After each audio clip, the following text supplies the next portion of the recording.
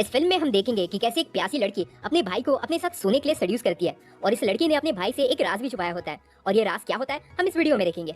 इस मूवी का नाम है नताशा और इसे IMDb पर रेटिंग मिली है 6.1। फिल्म की शुरुआत में हम देखते हैं मार्क को जो 16 साल का होता है और अपने दोस्तों के साथ पार्टी करता है। पार्टी करने के बाद मार्क अपनी एक दोस्त के साथ इंटीमेट भी होने वाला होता है पर वो लड़की उसे रोक देती है, यानी फिल्म की शुरुआत में ही बंदे का कट जाता है। इसके बाद मार्क सभी संस्कारी लड़कों की तरह घर जाकर फोन देखता है और रात में हिलाने के बाद सो जाता है। अगले दिन मार्क की मॉम उसे जगाती है और उसे बताती है कि उसके अंकल आज उन लोगों से मिलने आने वाले हैं।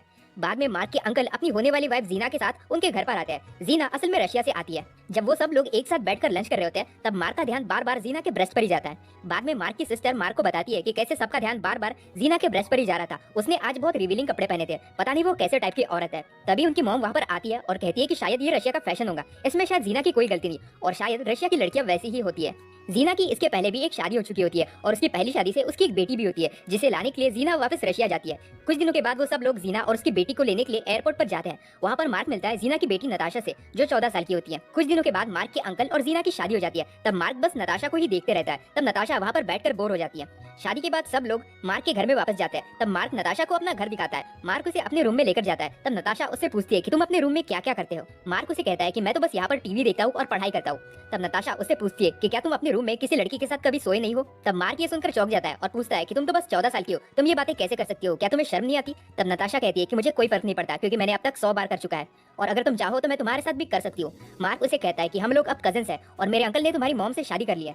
तब नताशा कहती है कि मेरी मॉम बहुत घटिया औरत है, वो बहुत से आदमियों के साथ कर चुकी है और मैंने उसे बहुत से आदमियों के साथ करते हुए देखा भी है। मार्क इस पर कुछ नहीं कहता और नताशा बस उसे देखकर हंसने लगती है। कुछ दिनों के बाद मार्क की मॉम उसे कहती है कि तुम्हें नताशा का ध्यान रखना होगा, वो इस देश में पहली बार आई है और यहीं पर अपनी पूरी जिंदगी बिताने वाली है। यहाँ पर उसका कोई दोस्त भी नहीं है, इसलिए तुम उसके साथ टाइम स्पेंड करो और वैसे भी वो तुम्हारी कजन है। अगले दिन मार्क नताशा के घर पर जाता है जहाँ पर जीना उसे बैठने के लिए कहती है और उसके साथ बातें करती है और उसे बताती है कि नताशा बहुत अलग लड़की है, वो हमेशा अकेले रहती है, इसलिए अगर नताशा उसे गुस्सा हो जाए तो मार्क को बुरा नहीं मानना चाहिए। इसके बाद जीना नताशा को बुलाती है और उनके बीच किसी बात का झगड़ा चल रहा होता है, इसलिए नताशा गुस्से में वहाँ से चली जाती है। तब मार्क भी उसके पीछे जाता है। बाहर में नताशा मार्क को बताती है कि वो अपनी मॉम की तरफ देखना भी नहीं चाहती, वो अपनी मॉम से बहुत नफरत करती है। उसकी मॉम ने उसे यहाँ पर लाकर उसकी लाइफ बर्बाद कर दी है। इसके बाद मार्क उसे अपने दोस्त रूफस के घर में लेकर जाता है और उससे मिलने के बाद नताशा बस उसी के बारे में पूछती रहती है। तब मार्क नताशा को बताता है कि रूफस अकेला रहता है क्योंकि उसके पेरेंट्स दूसरे देश में घूमने गए हैं। इसके बाद वो लोग एक साथ लंच करते हैं और म्यूजिक भी सुनते हैं। मार्क नताशा को उसके घर तक छोड़ देता है और नताशा उसे कहती है कि कल मैं तुम्हारे घर आऊंगी। फिर हम देखते हैं कि अगले दिन नताशा मार्क से मिलने पहुंच जाती है।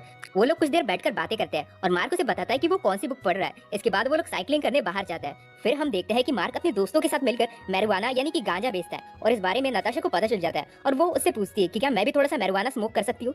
अगले दिन नताशा फिर से उसके घर पर जाती है। तब मार्क उसके लिए थोड़ी सी वीड लेकर आता है और पहले वो खुद स्मोक करता है और फिर नताशा को भी अपने साथ स्मोक करवाता है। फिर नताशा मार्क की परमिशन को लेकर उसके लैपटॉप को शुरू करती है पर तभी लैपटॉप में अचानक से पॉर्न वीडियो शुरू हो जाती है जो मार्क बंद करना भूल गया था और ये देखकर नताशा को बड़ा मजा आता है। तभी नताशा लैपटॉप को लेकर मार्क के पास आती है और उसे कहती है कि मैं तुम्हें कुछ दिखाना चाहती हूँ। फिर नताशा उसे अपनी खुद की न्यूड फोटोज दिखाती है और बताती है कि वो खुद भी पॉर्न वीडियोस बनाती है। नताशा उसे पूछती है कि क्या तुम मेरे साथ करना चाहते हो और मार्क के जवाब देने से पहले ही नताशा अपनी ब्रा उतार देती है और फिर मार्क के सामने अपनी अंडरवेयर में खड़ी हो जाती है और कुछ देर बाद वो अपनी अंडरवेयर को भी निकाल देती है। नताशा उसे किस करने लगती है और वो लोग वहीं पर मार्क के रूम में इंटीमेट होते हैं। नताशा मार्क को बताती है कि वो 12 साल की थी तब से वो ये काम कर रही है क्योंकि उसे इसके अच्छे पैसे मिल जाते हैं। नताशा उससे कहती है कि उसकी मॉम को भी इस बारे में पता चल गया था। उसकी मॉम ने उसे कुछ कहा तो नहीं पर वो नताशा के कमाए हुए पैसों के पीछे पड़ गई थी, इसलिए नताशा को ये सब काम बंद करना पड़ा और तभी से उन लोगों के बीच कुछ भी सही नहीं चल रहा। इसके बाद मार्क और नताशा एक दूसरे के साथ और भी ज्यादा टाइम स्पेंड करने लगते हैं, यहाँ तक कि वो दोनों एक दूसरे के साथ नहाते भी है और भी ज्यादा इंटीमेट होते हैं और मार्क उसे पसंद भी करने लगता है। मार्क उसे अपने दोस्तों के साथ पार्टी करने लेकर जाता है और उसे पूरा शहर भी घुमाता है। कुछ टाइम के बाद मार्क के अंकल और जीना बाहर में घूमने जाते हैं, इसलिए नताशा मार्क के घर में ही रुकी होती है।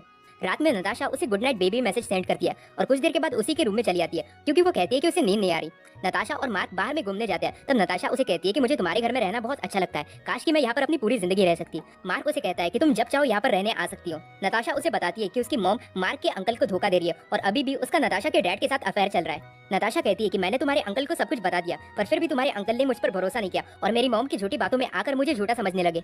इसके बाद जीना और मार्क के अंकल वापस आ जाते हैं और नताशा को अपने साथ चलने कहते हैं पर नताशा उनके साथ नहीं जाती और कहती है कि मुझे यहीं पर रहना है, मुझे यहाँ अच्छा लगता है। तब जीना उसे कहती है कि मुझे पता है कि तुम्हें ये जगह क्यों पसंद है और मुझे ये भी पता है कि तुम इस लड़के के साथ क्या क्या करती हो। ये सुनते बराबर नताशा को बहुत गुस्सा आता है और वो जीना को मारने लगती है मगर मार्क के डैड उसे रोक देते हैं। फिर नताशा को जीना के साथ वापस जाना ही पड़ता है। अगले दिन मार्क उससे मिलने जाता है। तब जीना उसे कहती है कि इसमें तुम्हारी कोई गलती नहीं, ये सब नताशा की गलती है, वो तो जवान आदमियों के साथ भी सोती है और तुम तो बस अभी छोटे बच्चे हो। जीना मार्क को कहती है कि तुम यहाँ से चले जाओ और उसे नताशा से मिलने भी नहीं देती है और दरवाजा बंद कर देती है। कुछ टाइम के बाद नताशा देर रात को मार्क के घर में अपना पूरा सामान लेकर पहुंच जाती है और और उससे कहती है कि वो फ्लोरिडा के लिए निकलने वाली है और क्या मार्क भी उसके साथ चलना चाहेगा। नताशा कहती है कि जीना और मार्क के अंकल की बीच की शादी टूट चुकी है। मेरी मॉम ने तुम्हारे अंकल को छोड़ दिया है और ये सब मेरी वजह से हुआ है, क्योंकि मैं जानबूझकर तुम्हारे अंकल के साथ सोई थी ताकि उन दोनों के बीच झगड़ा हो जाए और वो लोग एक दूसरे से अलग हो जाए, क्योंकि मैं अपनी मॉम के हाथों तुम्हारे अंकल की लाइफ को बर्बाद होते नहीं देखना चाहती थी। उसकी बातें पूरी होने के बाद मार्क उसे अपने घर में लेकर जाता है और उसे रात भर वहां पर रुकने देता है। सुबह होते बराबर मार्क उसे अपने बचाए हुए पैसे देता है ताकि वो अच्छे से जा सके। फिर नताशा सुबह सुबह ही अपना सामान लेकर वहां से चली जाती है। मार्क की फैमिली के लोग परेशान हो रहे होते हैं कि कैसे उसके अंकल ने अचानक से अपनी शादी तोड़ दी, क्योंकि उन लोगों को सच बात का कुछ पता ही नहीं होता और मार्क भी उन्हें कुछ नहीं बताता। मार्क का दोस्त रूफस उसे बार बार कॉल करता है पर मार्क उसके कॉल उठाता ही नहीं। कुछ दिनों के बाद मार्क अपने दोस्त रूफस के घर पर जाता है और देखता है कि नताशा उसके दोस्त के घर में ही रहने चली गई है। रूफस उससे कहता है कि मैंने तुम्हें यही बताने के लिए कितने बार कॉल किया पर तुमने मेरा कॉल उठाया ही नहीं। रूफस उससे कहता है कि नताशा मेरे पास सेफ रहेंगी। तभी नताशा वहां पर आती है और मार्क को गुस्से से देखती है। तब मार्क गुस्सा होकर वहां से चला जाता है और अपने घर वापस लौट जाता है, क्योंकि वो समझ जाता है कि उसका फिर एक बार कट चुका है। और ये फिल्म यहीं पर एंड हो जाती है।